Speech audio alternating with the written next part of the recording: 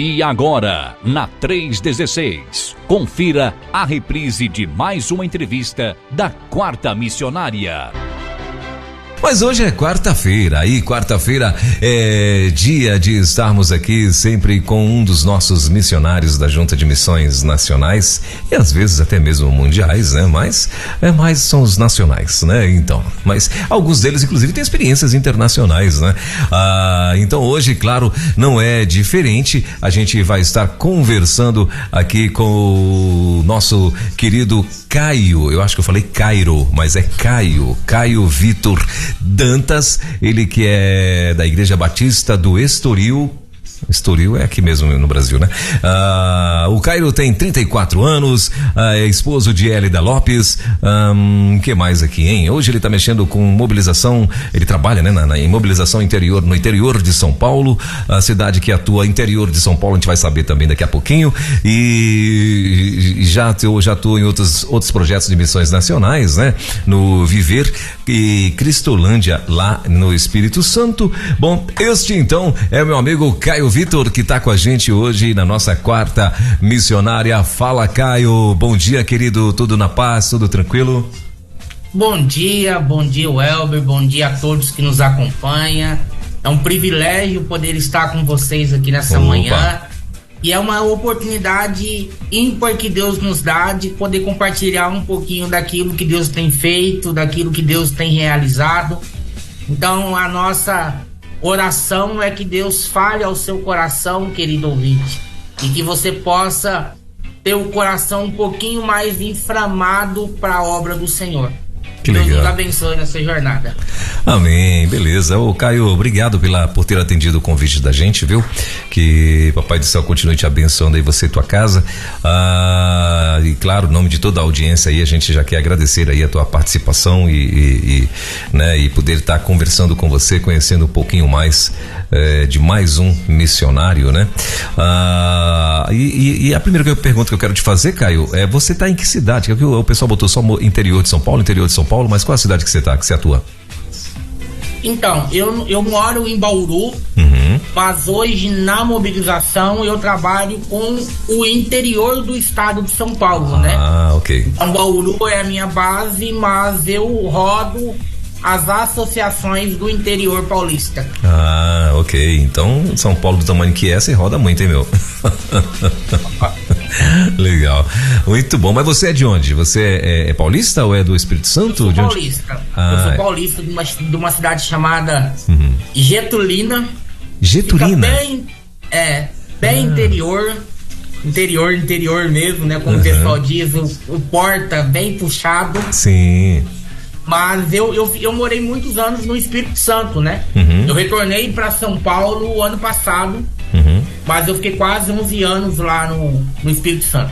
Sim, maravilha. E aí é sempre a primeira pergunta no tocante à vida pessoal do missionário que eu costumo fazer é: como que foi o teu chamado, meu irmão? Quem foi que te disse que você ia ser missionário, hein?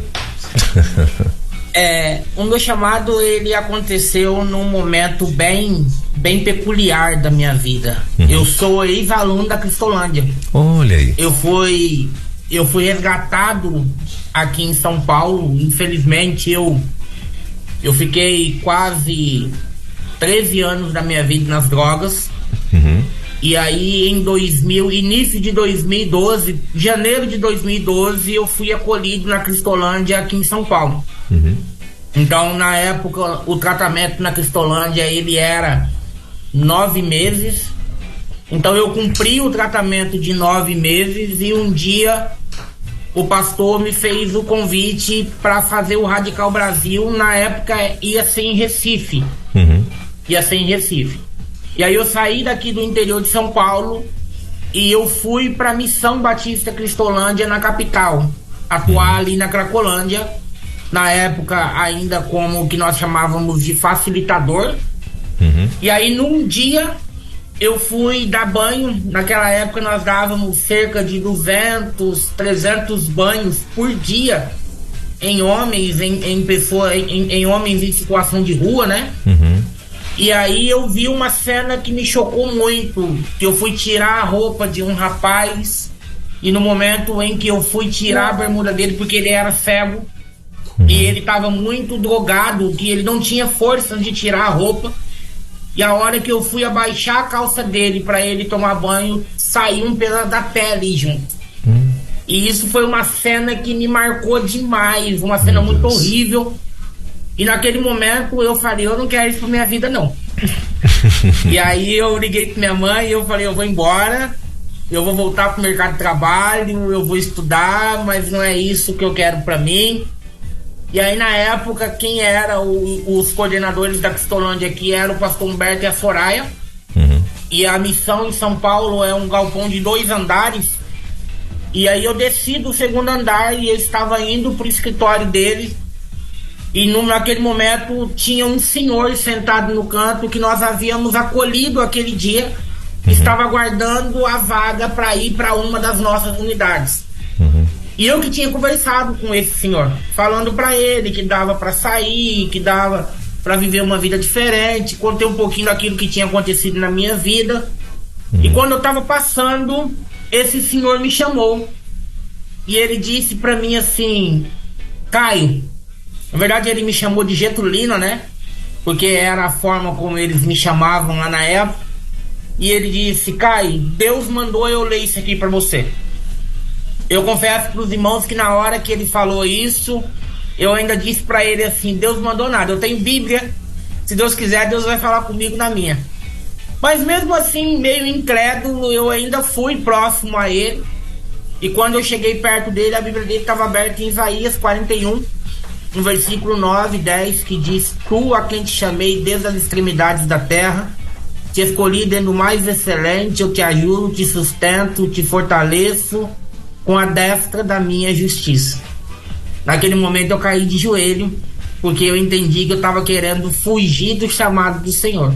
Meu Deus. E naquele momento eu entendi que Deus tinha algo além de um radical na minha vida. Ele tinha um chamado pastoral para minha vida, né? Então depois disso as coisas foram acontecendo até onde nós estamos hoje. Que coisa linda. E isso lá no Espírito Santo? Não, isso foi aqui em São Paulo. Ah, em São Paulo. Ah, ok. Em São Paulo. Eu fui pro Espírito Santo para começar as Cristolândias lá. Quando eu cheguei lá no Espírito Santo não tinha nenhuma unidade ainda. Então nós trabalhamos inicialmente para reformar o prédio onde era a missão. E nós também trabalhamos para inaugurar a primeira unidade que teve lá, que foi na cidade de Marataízes. Então eu tive o privilégio de participar do início da Cristolândia lá no estado. Muito bem. E aí lá em São Paulo, vocês ainda em São Paulo, né? Você depois dessa experiência aí e tal, e aí, o que você fez depois? Voltou a ligar pra sua mãe de novo e dizer, não mãe, última forma aí, eu vou ficar por aqui mesmo. Na hora eu desisti. Eu lembro que eu fiz até eu brinco com o pessoal hoje que eu fiz uma prova com Deus, né? Porque o cheiro da missão naquele momento era algo muito pesado para mim.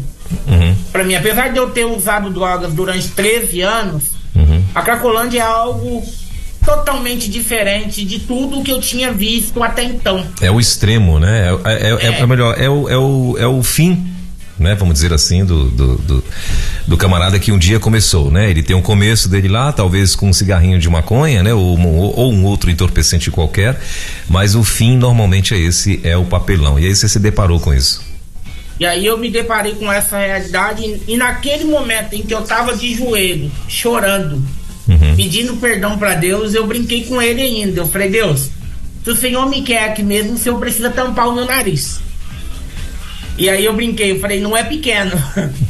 E aí no outro dia eu fui dar banho novamente, me colocaram no banho novamente e foi algo assim, divino. Porque eu não sentia mais cheiro. 2, 3 palavras que eu dava com uma pessoa em situação de rua, a pessoa começava a chorar na minha frente e Deus foi usando. E ainda eu fiquei por mais quase 1 mês na missão. E aí na época foi quando veio a possibilidade eu tinha 3 oportunidades na época. Ir para Minas também estava começando naquela época, ir para o Espírito Santo ou ir fazer o radical em Recife. E aí, orando, e quando o pastor Humberto fez o desafio, eu entendi que eu tinha que ir para o Espírito Santo. Sim, mas você foi pro radical, você já não, ainda não foi, mas esse radical que você foi, foi para estar aprendendo a plantar igrejas e tal, ou você já foi para radical, para Cristolândia mesmo? Radical Cristolândia. Radical Cristolândia. Sim. Mas eu não fiz o radical logo de início. Eu fui primeiro pro Espírito Santo e eu fiz o radical depois. Cerca de 6, 7 meses que eu já estava lá, atuando como líder, tudo, trabalhando no cuidado das pessoas, no atendimento de rua. Nós tínhamos muita busca ativa naquela época. Eu lembro que a gente pegava um carrinho de mão, que a gente chama de carriola aqui no interior de São Paulo, toda sexta-feira à noite, e a gente enchia um galão, uma vasilha de sopa, e nós íamos com a carriola, com o caldeirão de sopa, e nós íamos nas ruas entregando com violão, tudo. Depois disso que eu fui fazer o programa Radical.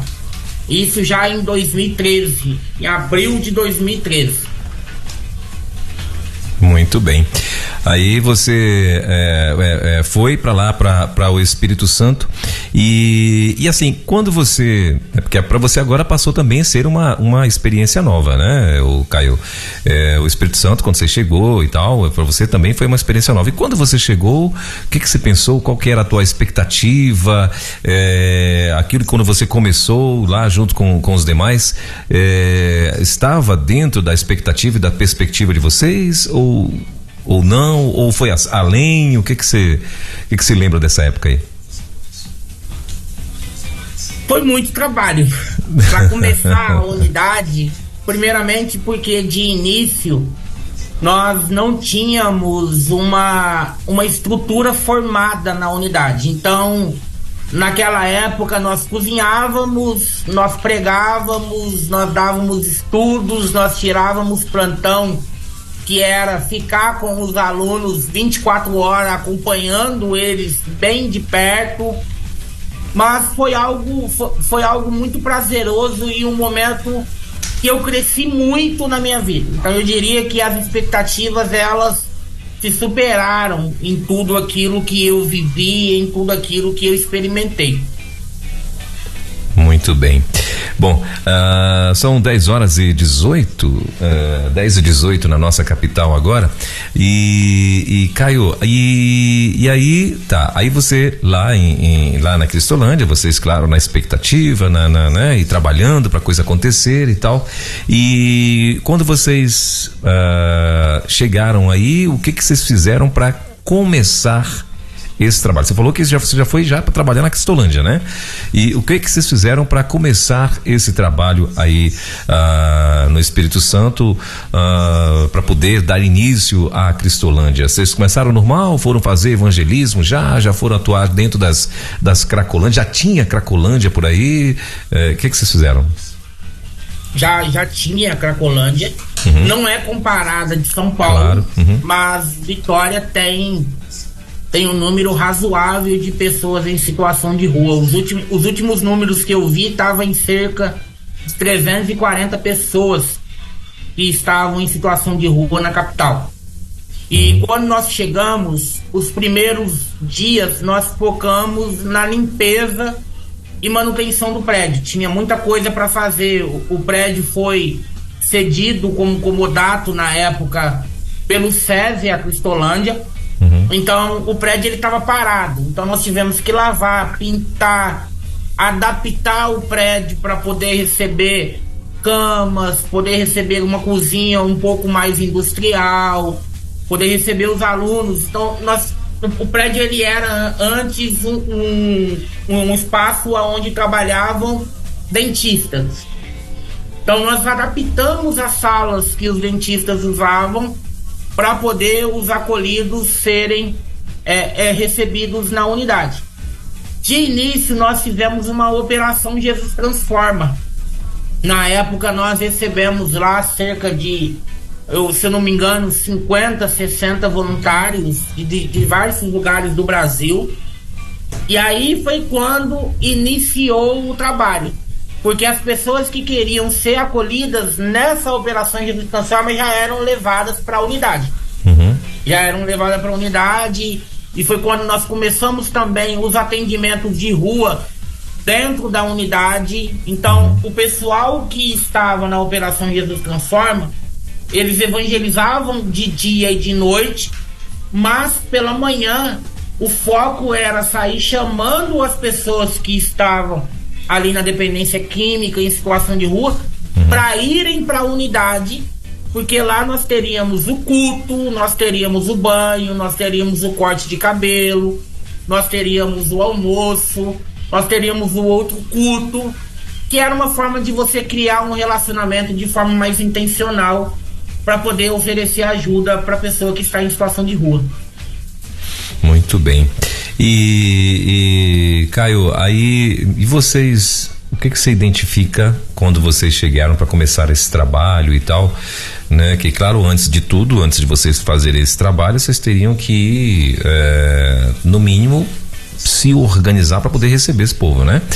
E o que você lembra, assim, que foi a maior dificuldade, que talvez você veio até no teu coração ou dos demais líderes e tal, que, assim, algum pensamento dizendo, poxa, acho que a gente não vai conseguir, eu acho que não vai dar certo. Você lembra que se vocês enfrentaram esse tipo de dificuldade logo no início? Não, nós nunca pensamos nisso, né?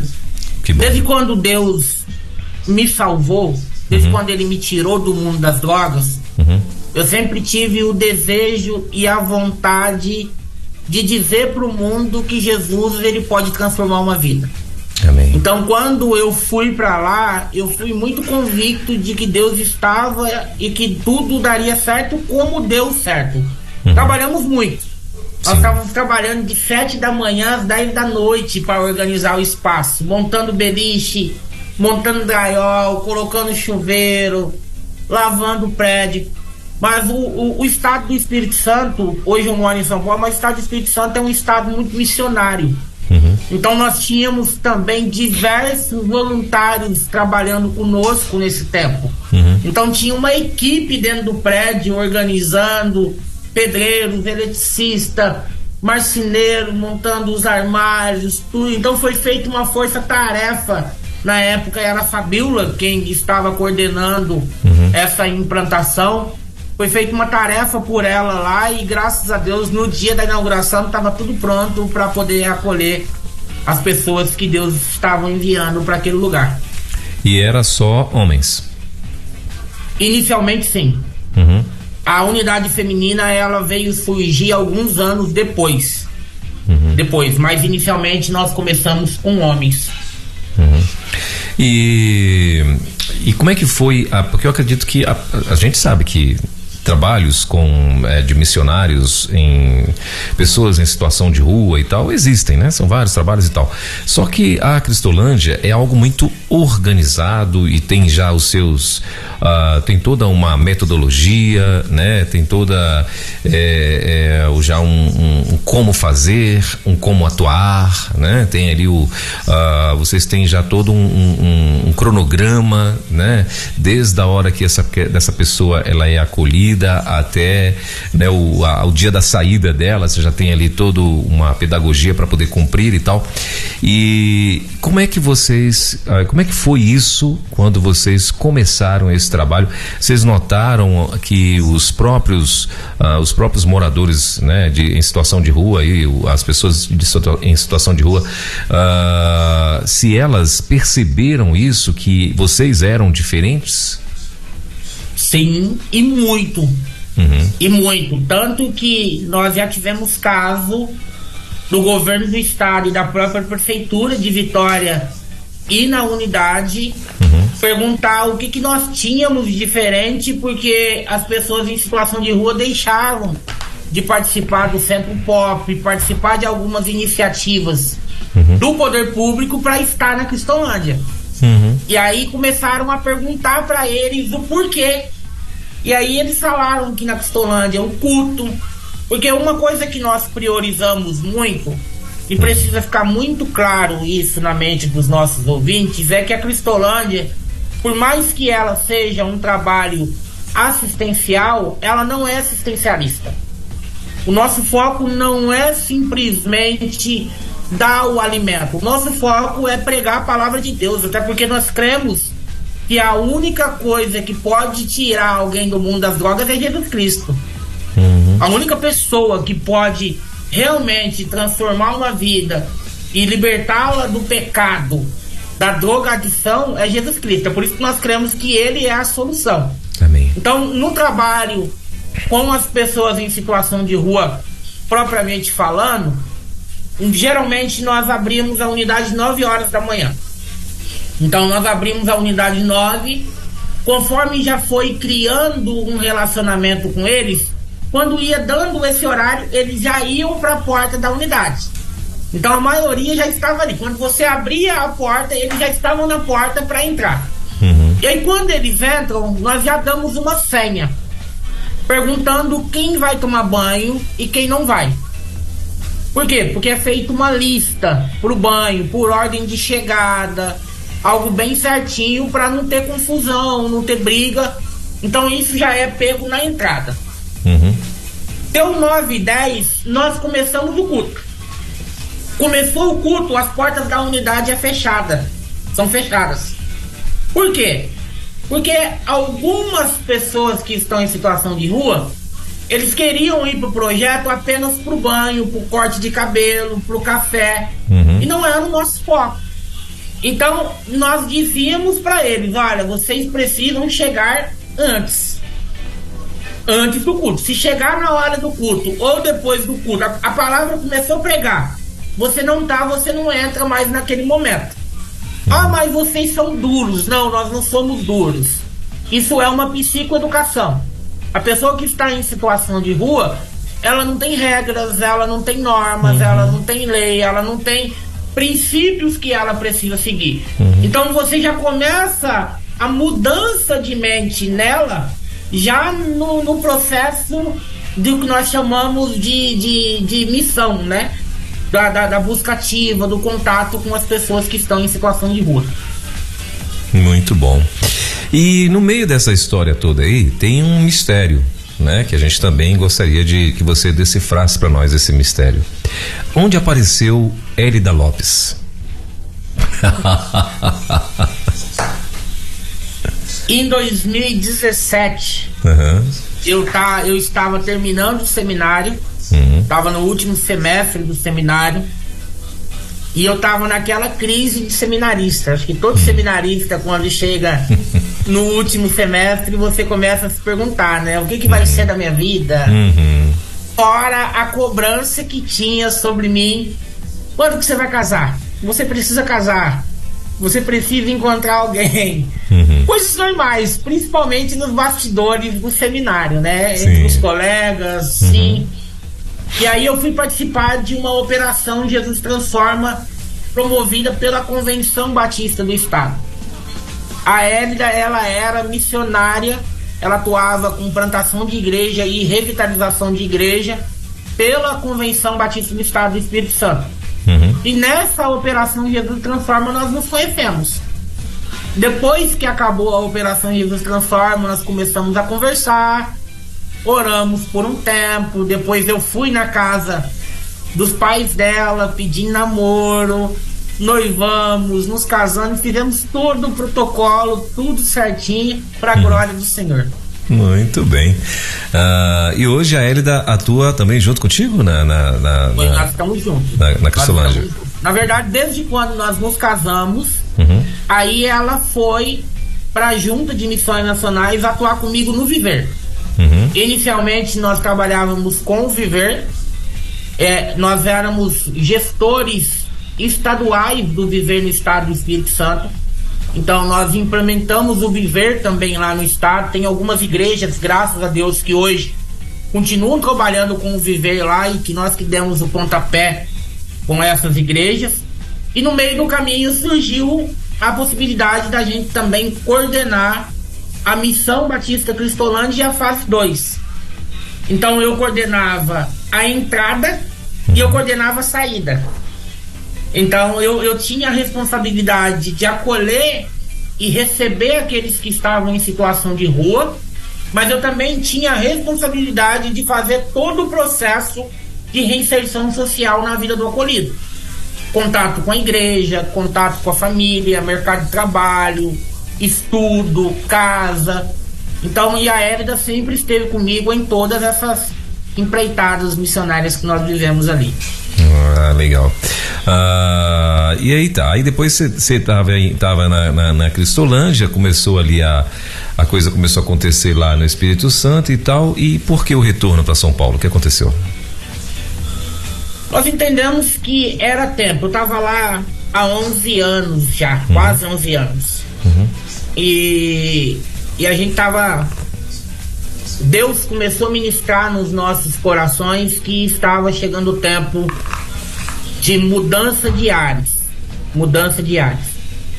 E aí, quando surgiu a possibilidade da gente atuar na mobilização, nós entendemos que era o direcionamento de Deus para esse tempo nas nossas vidas, né? E tem sido muito bom atuar aqui no interior. Agora eu tô mais perto da minha família. Não viemos para cá por causa disso, mas Deus nos deu o privilégio de estar um pouquinho mais perto da minha mãe, das minhas irmãs, algo que eu posso ver um pouco mais corriqueiro, coisas que eu não podia ver. Às vezes eu já cheguei a passar 2 anos sem ver a minha família, por causa de estar muito longe, né? Agora eu tô tendo esse privilégio de estar mais perto, mas também de poder experimentar um campo novo. Sim. De ter perspectivas novas. Isso para meu crescimento, para o desenvolvimento ministerial meu e de Hélida, tem sido algo fantástico. Você falou que a Hélida é do Espírito Santo. A Hélida é capixaba. Muito bom. E aí, vocês agora em São Paulo, o que faz um mobilizador? Conta pra gente. A gente assim, aqui na rede, né, a gente sabe que tem muita gente ouvindo a rede, e não só os batistas, né? A gente tem gente de muitas denominações, né, estão aqui linkados com a gente. Tem a galera da Assembleia, tem o pessoal, tem os adventistas, temos aqui também fora as igrejas pequenas, né, igrejas assim, não pequenas de tamanho, mas que eu falo assim, igrejas, como é que eu posso dizer, hein? Não convencionais. Isso, pronto, obrigado, é isso aí. Então são essas igrejas também, né? Então, enfim, tem gente representada, tem igrejas representadas aqui, né? Tem denominações representadas aqui de todas as formas, e muitos deles, claro, não sabem como é que funciona a junta de missões nacionais, não sabe como que funciona cada coisa, né, cada abraço, vamos dizer assim, da junta, né, e tal. Então, mobilização, o que faz, o que você faz, o que a Hélida faz, o que a pessoa como mobilizador, né, você no caso que atua já em todo o interior e tal, qual é a tua função, qual é o teu papel dentro desse... Muito boa pergunta. Programa. O nosso trabalho, ele é bem amplo, mas o nosso foco principal é ser o elo de contato entre as igrejas com o campo missionário. Então nós somos os responsáveis a estarem em contato com os pastores, a estar em contato com as igrejas, dando notícia do que tem acontecido com o campo, mostrando aquilo que tem sido realizado, mas também nós somos aqueles que vamos em busca de parceiros para que a obra missionária continue avançando. Então somos nós quem vamos sentar no gabinete de um pastor, vamos apresentar para ele um casal missionário que talvez esteja no processo de contratação, e nós vamos desafiá-los a fazer uma parceria com esse casal ou com um determinado projeto para que a obra continue avançando. Então o trabalho do mobilizador, ele é um trabalho de representação. Nós representamos missões nacionais no nosso campo de atuação, na nossa área de atuação, né? Então nós vamos até os pastores, as igrejas, e nós também somos ou temos como foco o objetivo levantar recursos para que a obra continue avançando e se desenvolvendo no nosso país. Muito bem, bom demais. E cada estado tem uma mobilização, é isso? Tem mobilizadores?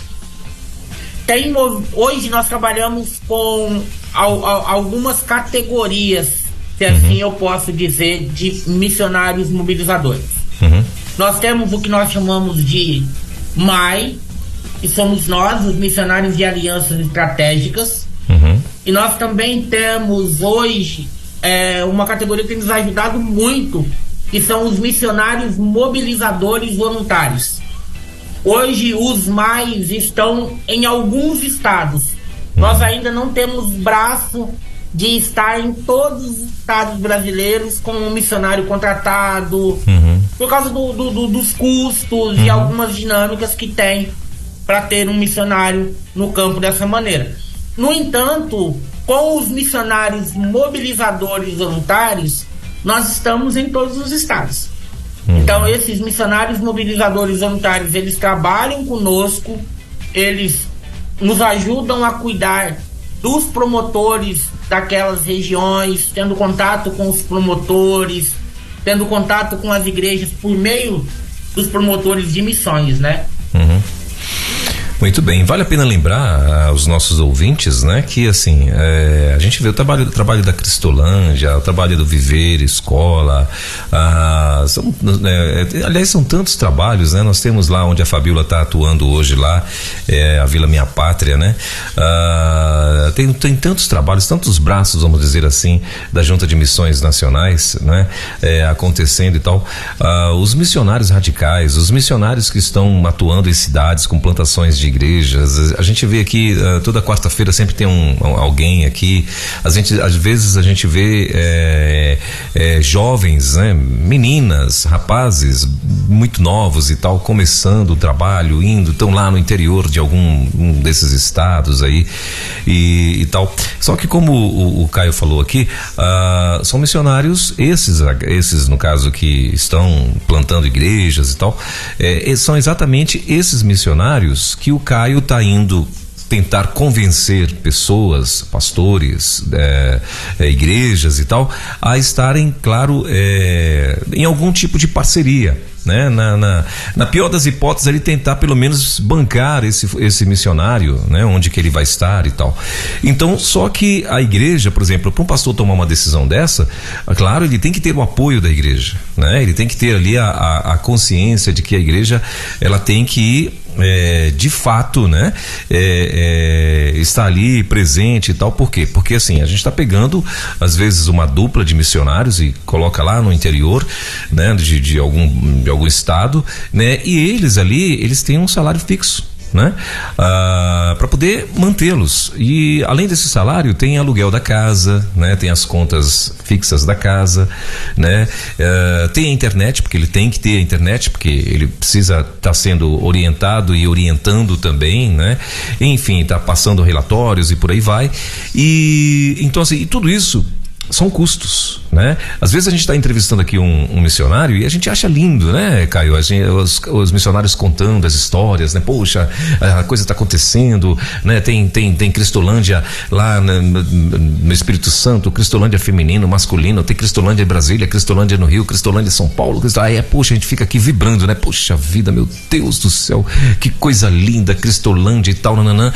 Só que às vezes era bom a gente ter uma curiosidade de perguntar assim para um coordenador da Cristolândia, mano, quanto que gasta uma Cristolândia, né, assim, para eu manter, por exemplo, aqui em Brasília, essa Cristolândia, que talvez aqui de Brasília, não sei se é uma das maiores ou das menores, né, mas eu acredito que é uma das médias, né?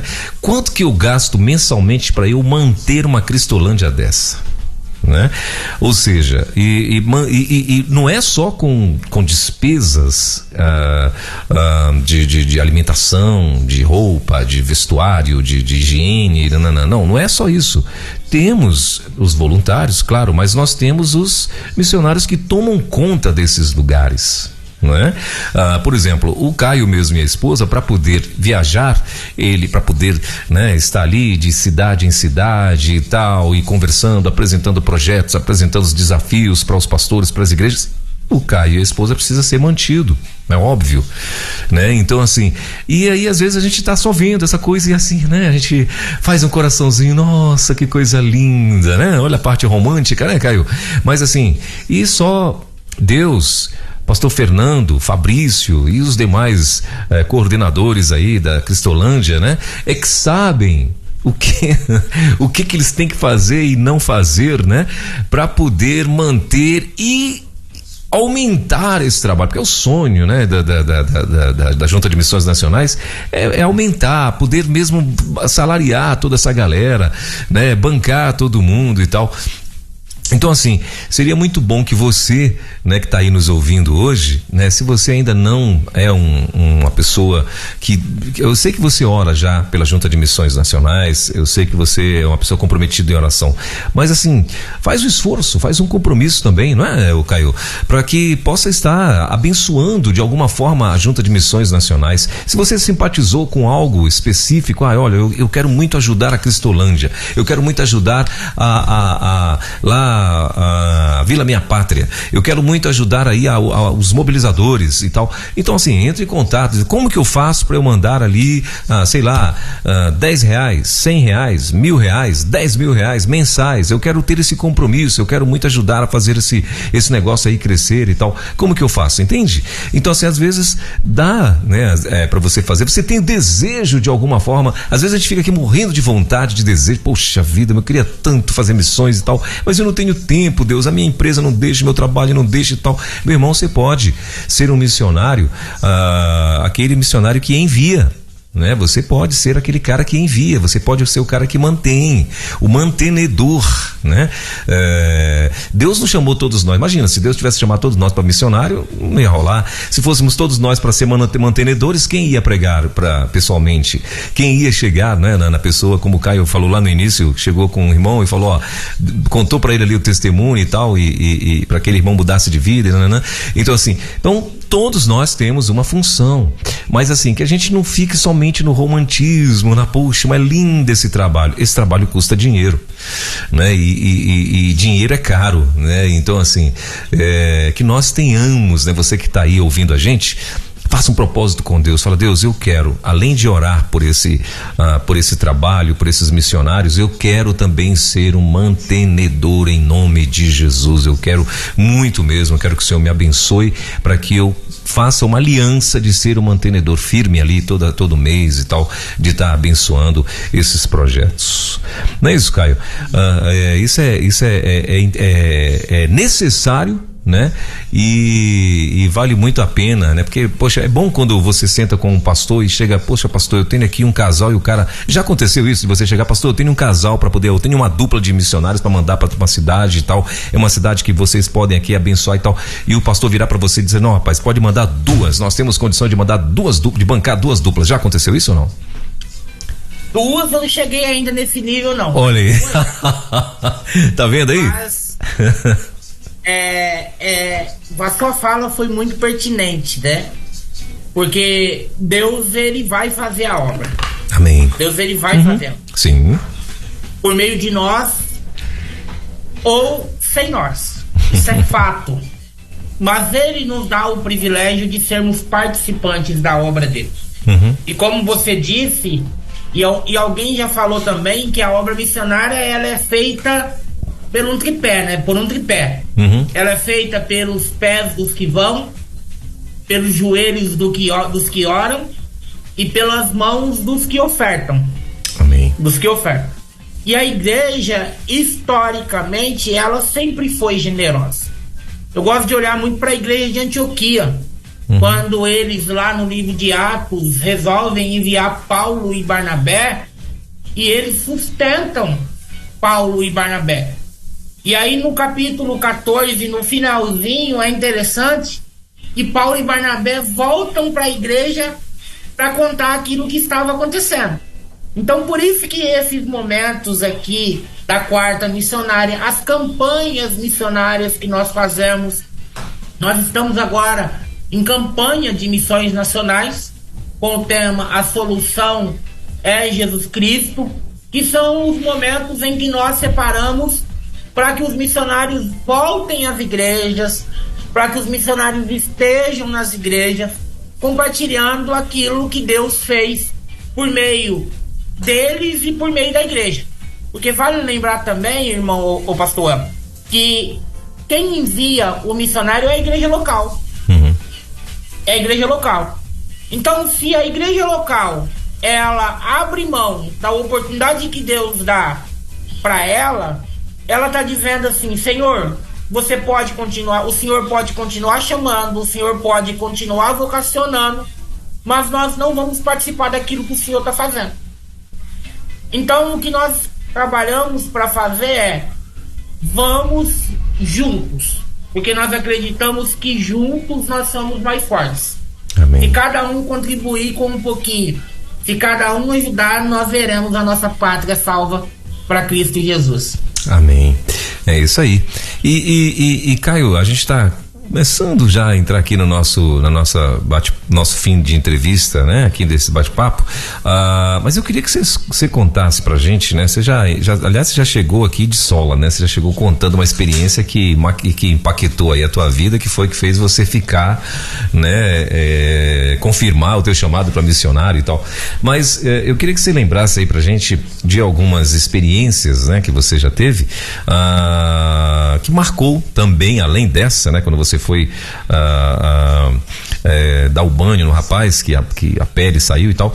Mas assim, eu queria que você contasse pra gente o que mais te marcou durante a tua caminhada como missionário que atuou na Cristolândia. Você lembra de testemunhos de pessoas, talvez pessoas que você olhou e falou assim: rapaz, esse aí não vai, mas foi. Lembro, tem vários. Sim. Tem vários.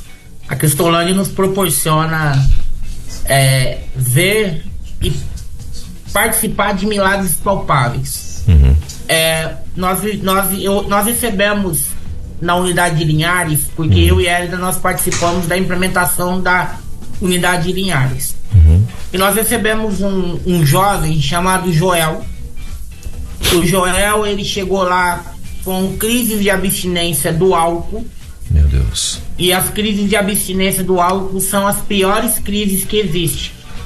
Só para o irmão e os irmãos que nos acompanham terem ideia, às vezes eu chegava na unidade pela manhã para ter o dia de trabalho e os alunos falavam comigo: pastor, essa noite o Joel estava vendo bicho dentro do quarto. Meu Deus. E aí eu chamava o Joel para conversar e o Joel falava para mim assim: pastor, essa noite tinha 2 cavalos nos ventiladores. Meu Deus. Então, só para vocês terem uma noção. E naquele momento, algumas pessoas falaram comigo assim: mande ele embora. Mande ele embora, porque ele precisa de tratamento psiquiátrico e tal. E Deus colocou uma convicção no meu coração de que eu não deveria mandar ele embora. Que aquilo era um momento e que aquela circunstância ia passar. Eu banquei o Joel. O Joel, ele no início não conseguia comer, então eu e um radical, nós revezávamos dando comida na boca dele. Nós dávamos banho nele inicialmente, e só para encurtar a história, Deus devolveu a esposa, Deus devolveu a filha, Deus devolveu o mercado de trabalho. E esses dias eu recebi uma foto dele e da esposa com a filha no culto, e ele dizendo: pastor, muito obrigado por ter acreditado em mim. Meu Deus. Então vale a pena acreditar em pessoas, vale a pena investir em vidas. Outra história que me marcou muito foi há 2 anos atrás, 2 anos e pouquinho atrás. Nós estávamos na pandemia e a unidade estava fechada, então nós não estávamos conseguindo receber as pessoas em situação de rua dentro da unidade. Então nós estávamos indo até a Cracolândia todos os dias levar uma marmita e uma garrafinha de água mineral. Então nós parávamos o carro da Cristolândia dentro da Cracolândia, fazíamos uma oração, uma reflexão de 10 minutos orávamos novamente e servíamos o alimento. Todos os dias. Até que um dia eu fui lá junto com o missionário Ludemir fazer a entrega.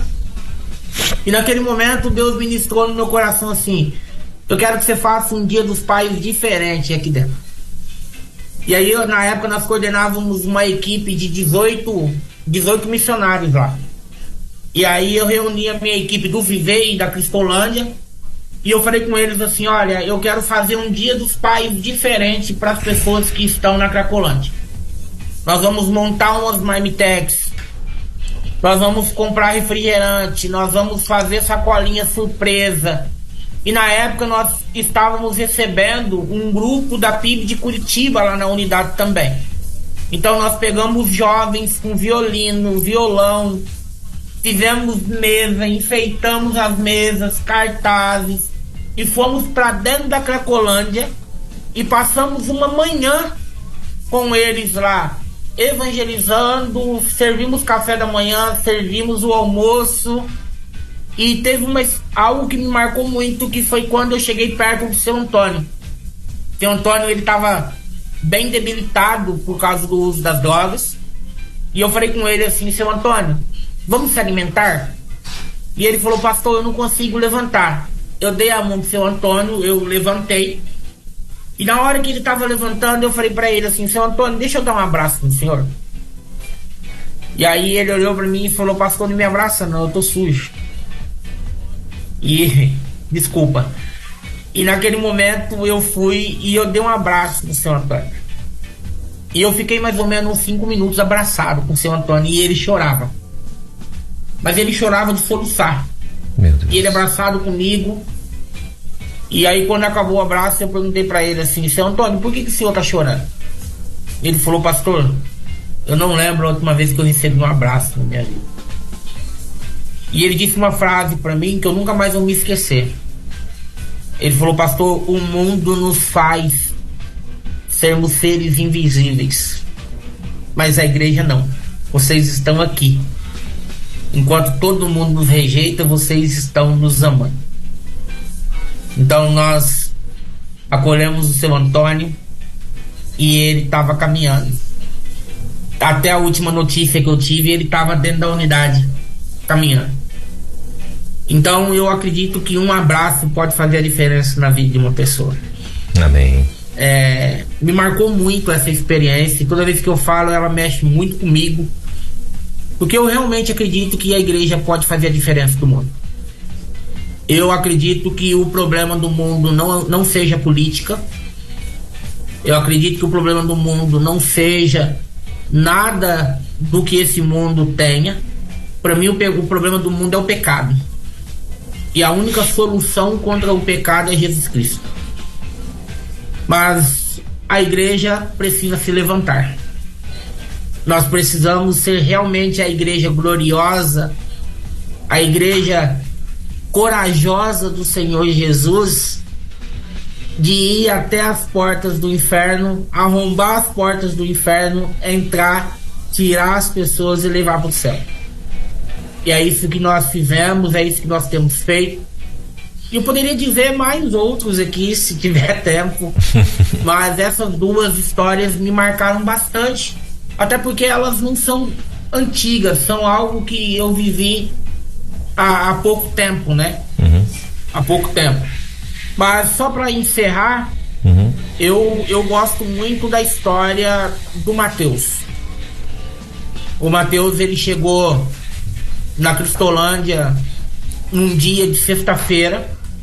Na época nós tínhamos vigília toda sexta-feira à noite.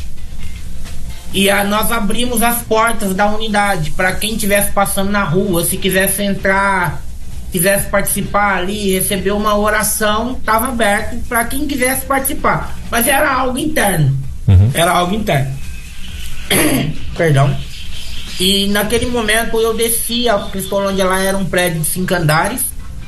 Eu desci e quando eu fui abrir a porta, eu me deparei com um negão, 2 metros de altura, cabelo desse tamanho, sem camisa, descalço.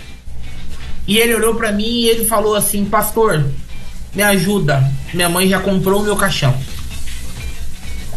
E realmente a mãe dele já tinha comprado o caixão dele porque ela achava que ele iria morrer logo. E naquele momento eu pedi para que o Mateus entrasse na unidade, pedi para os meninos darem um banho nele, servi comida, refeição. E aí na época eu liguei pro coordenador e falei com ele assim, olha, tem tal pessoa aqui. Ele falou, pede para ele vir amanhã. Eu falei, pastor, eu já acolhi. Eu já coloquei para dentro, já tá aqui dentro da unidade. Me perdoe se eu quebrei as regras, mas eu acolhi o Mateus. E o Mateus, por um bom tempo, foi missionário dos batistas brasileiros. Mateus está trabalhando. Mateus, eu tive o privilégio de caminhar junto dele. Então, nós podemos fazer a diferença nesse mundo. A igreja pode tocar nas almas feridas, a igreja pode tocar nas pessoas perdidas, porque nós temos a solução. Jesus Cristo hoje está em nós e Ele quer operar por meio de nós e através de nós. O que nós precisamos fazer é ser o braço dele, é ser a boca dele, é ser o toque dele nas pessoas que estão precisando. Muito bem. Deixa eu te fazer mais uma pergunta aqui, Caio. Lá no início você pensou, né, em desistir, né, quando você se deparou com aquela situação que te chocou. E depois, teve algum momento na tua vida que você, junto com a querida irmã Hélida, vocês sentaram e cogitaram em desistir? Desistir, não. Momentos difíceis, sim. Na verdade, momentos difíceis fazem parte da vida, né? Uhum. E Jesus, ele nunca disse que seria fácil. Uhum. Ao contrário, ele disse que no mundo nós teríamos aflições. Mas o que nos conforta é saber que Ele está conosco, mesmo diante das aflições, mesmo diante das lutas, das dificuldades. Então, desistir não. Nós temos convicção de que Deus está junto conosco, que nós estamos com o Senhor nessa obra e que nós não podemos parar até que Ele nos chame ou que Ele volte. Amém. E ainda, o Caio, agora você teria algum testemunho para contar também, assim, que de repente te surpreendeu já como mobilizador? Sim. Em julho desse ano nós organizamos a Operação Jesus Transforma aqui em Bauru. Então nós tivemos cerca de 90 voluntários aqui na região. Nós estávamos na coordenação da Operação Jesus Transforma aqui, e eu fiquei rodando as bases. E teve um dia que eu fui em uma base num bairro chamado Ferradura Mirim, aqui em Bauru. É um bairro bem carente, bem precário. Uhum. E chegou num determinado momento, o grupo falou comigo assim: pastor, uma família nos chamou para jantar e quer que nós façamos um culto na casa deles hoje à noite. O senhor pode ir lá? Falei, claro, eu tava lá. E aí eu passei o dia com aquele grupo naquela região, e à noite nós fomos no culto da casa desse senhor que nos convidou. E aí tava lá o dirigente da congregação lá, e ele trouxe uma reflexão, tudo. No final eu pedi a palavra para agradecer por eles terem aberto as portas, por eles terem permitido que nós fizéssemos o culto ali. E enquanto eu estava agradecendo, e aí eu abri um texto, eu comecei a ler um texto nesse momento que eu estava agradecendo eles. E aí o dono da casa, ele pediu a palavra e ele falou assim: pastor, deixa eu contar algo. E aí esse homem, ele veio contar para nós que naquele dia, quando ele viu os dois amarelinhos chegando na porta da casa dele, porque a dupla encontrou ele no portão da casa. Uhum. E ele disse que ele estava saindo e ele já tinha tudo planejado para poder tirar a vida dele. Meu Deus. E naquele momento, quando os amarelinhos chegaram ali, ele entendeu que Deus estava dando uma nova oportunidade para ele. E naquele momento em que ele pediu a palavra, ele se ajoelhou chorando e ele pediu perdão e ele entregou a vida dele para Jesus Cristo naquele instante. Então eu tive a oportunidade de orar com aquele homem, eu tive o privilégio de ver ele testemunhando o que Deus havia feito na vida dele. E aqui é importante também destacar a importância dos voluntários, porque eram 2 jovens que haviam deixado trabalho para vir passar alguns dias em serviço do Senhor, e Deus usou a vida deles para salvar uma vida, não apenas no âmbito espiritual, mas salvar no âmbito físico, porque aquele homem estava perto de tirar a vida. Mas no momento em que Jesus chegou, ele recebeu a vida. Então essa foi uma experiência que me marcou muito agora, poucos meses atrás. Que legal. E Caio, pra gente encerrar, eu queria que se você tivesse também, ainda há pouco a gente falou a respeito de ofertas e, né, de oração e tal, do povo tá mantendo aí a junta, os missionários. Se você lembrar, eu queria que você também contasse pra gente como testemunho, já como mobilizador, né? Algum lugar que você chegou e foi surpreendido também no tocante a isso, a ofertas de que pessoas disseram: não, eu já estava te esperando, né? Para alguma coisa nesse sentido. Você lembra de algum testemunho assim? Lembro, não só nesse sentido, mas também na campanha. Eu fui falar numa igreja no interior de São Paulo aqui, uma igreja de um vilarejo de 200 pessoas, de um distrito de 200 pessoas, e naquele momento a igreja, eles nunca tinham feito campanhas maiores do que 7.000.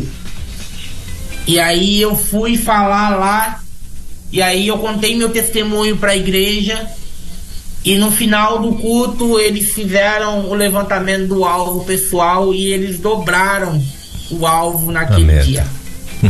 E eles dobraram a meta. Eles foram para 15, mas eles alcançaram 18. Meu Deus. 18.500 e uns quebradinhos.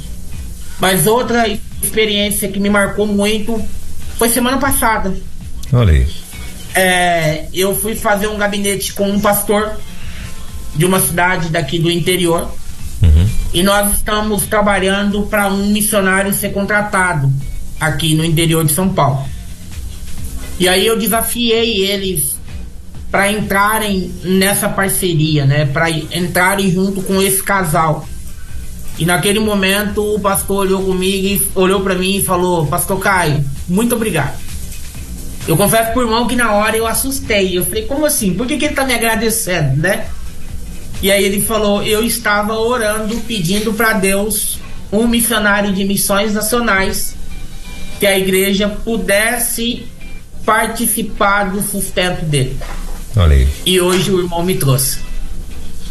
Então são pequenas experiências que nos motivam e que se tornam um ânimo para que a gente consiga continuar avançando e tendo mais missionários no campo. Bênção. Que legal, né, Caio? Porque assim, como a gente falou ainda há pouco, é exatamente isso. Às vezes as pessoas, elas querem investir, mas não sabem como investir, nem em quem investir, justamente porque elas gostariam de investir em algo ou em alguma coisa que de fato apresente um como fazer, pelo menos, né? Ou alguém experiente, né? Porque às vezes nós temos missionários voluntários, né? Que decidiram ser missionários. Eu particularmente conheço uma família que foi embora daqui pra África, né? E o cara foi lá, ele morava, eu até perdi o contato dele e tal, mas, né, a gente congregou junto uma época e ele decidiu ir, né? foi pra África lá e tal, e ele foi para um lugar que era um vilarejo, né, onde era como se fosse uma grande aldeia de nativos, né, bem espalhado, onde a cidade mais perto era 40 quilômetros, porém não tinha transporte. A única forma de você ir ou era de pé, ou então se você pagasse muito caro para um carro vir buscar você lá no meio daquela aldeia, né? Que eles chamavam de aldeia mesmo e tal.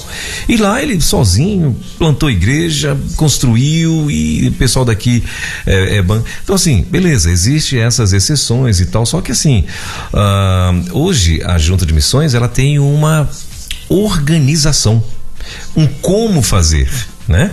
E ela tem toda uma, vamos chamar de pedagogia pronta, né? Para poder atuar, já sabe como fazer, né? Então, e tem gente que está orando por isso.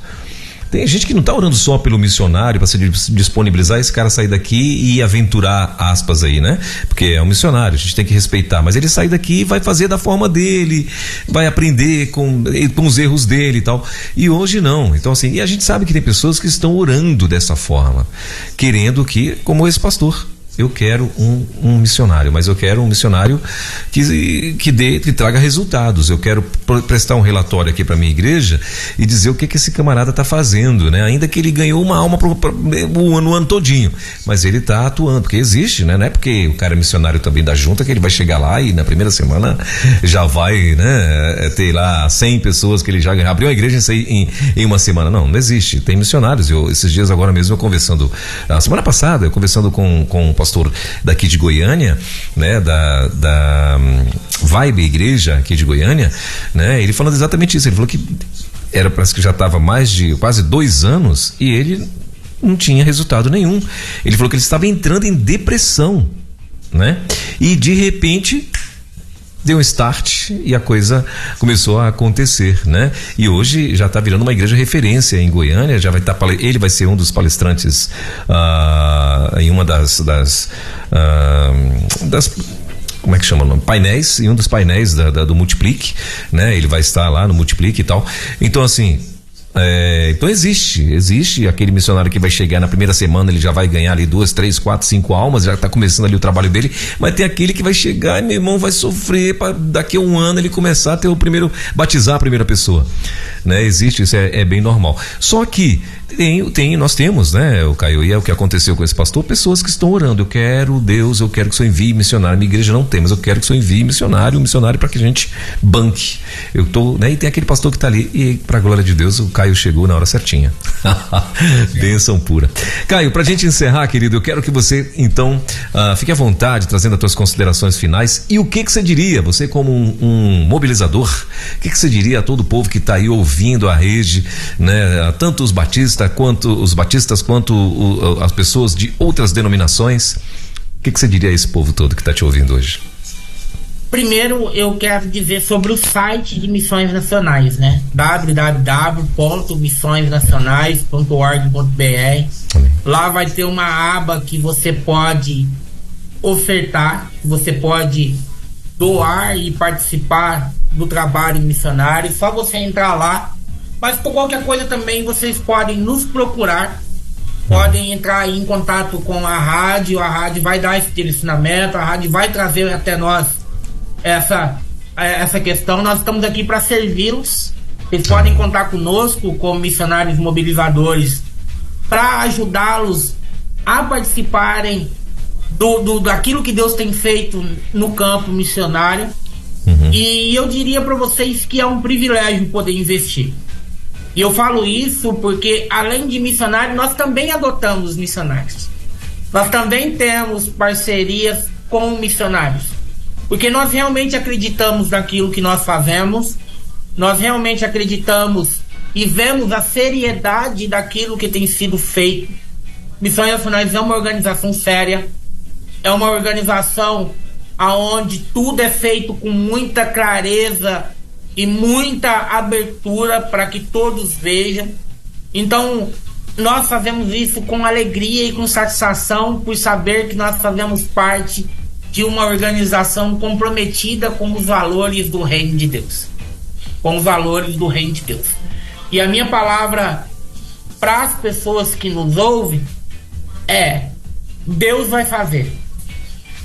Mas Ele quer dar o privilégio que você participe daquilo que Ele está fazendo. Então eu diria para vocês, se você não pode ir, ore. Nós precisamos mais de oração do que propriamente dito de recursos. Porque os recursos é do Senhor. Se a igreja não enviar, Ele vai levantar alguém que vai enviar esse recurso. A obra é dele. É dele.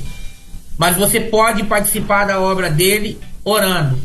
Mas você também pode não permitir que Deus levante o recurso com o ímpio. E você assumir a responsabilidade de dizer: não, Senhor, que o Senhor está chamando pessoas para a obra missionária, eu vou junto com essa pessoa, sustentando e mantendo ela no campo.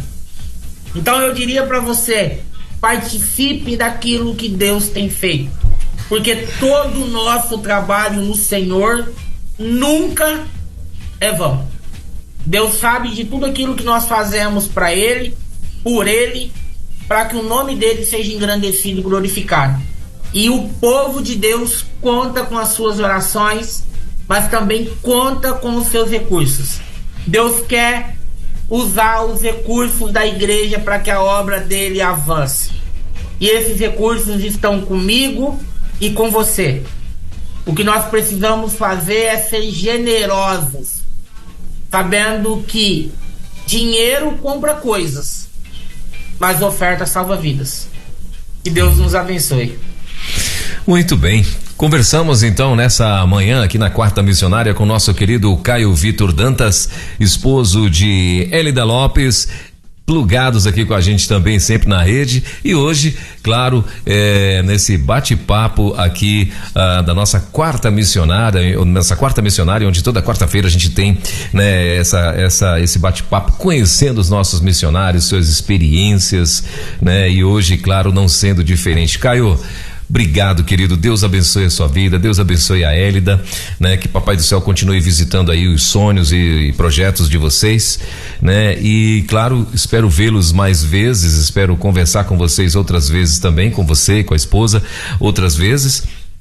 E claro, com muito mais novidades aqui pra gente, né? E espero aí no até breve a gente estar com mais um bate-papo aqui na Quarta Missionária junto com vocês, viu? Obrigado mais uma vez em nome de toda a audiência por ter atendido o nosso convite, né? E até a próxima, então. Bom fim de semana pra você aí. Amém. Deus abençoe a todos. Valeu, obrigado, querido.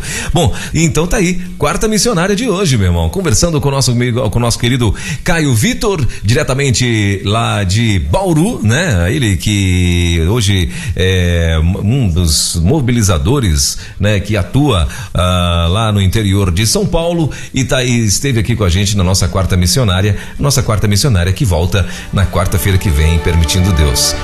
Você acabou de ouvir mais uma sensacional reprise da Quarta Missionária, aqui na Rede 316.